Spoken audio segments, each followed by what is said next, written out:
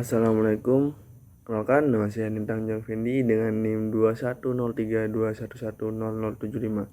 Di sini saya akan menjelaskan tentang pentingnya kesadaran dalam membayar pajak. Pajak merupakan salah satu sumber penerimaan negara yang berasal dari partisipasi masyarakat.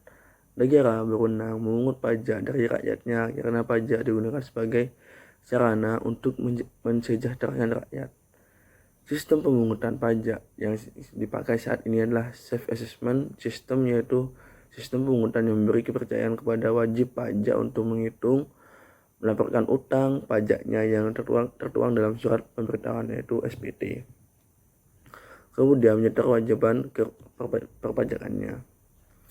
Pemberian kepercayaan yang besar pada wajib pajak sudah sewajarnya diimbangi dengan instrumen pengawasan. Pajak menjadi sumber penerimaan dan pendapatan negara terbesar.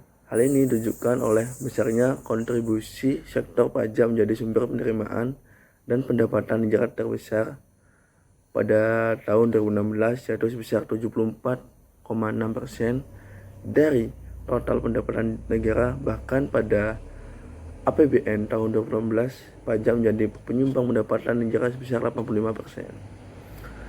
Penerimaan pajak inilah yang digunakan untuk meningkatkan pembangunan Indonesia, mulai dari pembangunan infrastruktur, pendidikan, kesehatan, dan berbagai sektor lainnya yang bertujuan untuk kesejahteraan dan kemakmuran rakyat Indonesia. Hal ini yang disebut dengan sebagai fungsi budget air atau anggaran pajak, yaitu pajak berperan dalam membiayai berbagai pengeluaran negara. Namun, untuk kepatuhan bayar pajak terendah. Sampai saat ini dapat dilihat bahwa kepatuhan membayar pajak oleh wajib pajak masih rendah, sebagaimana disampaikan Direktur Penyuluh Pelayanan dan Hubungan Masyarakat Ditjen Pajak Hestu Yoga, bahwa kepatuhan pajak masyarakat Indonesia dapat dilihat dari tingkat tax ratio yang masih 10,3%.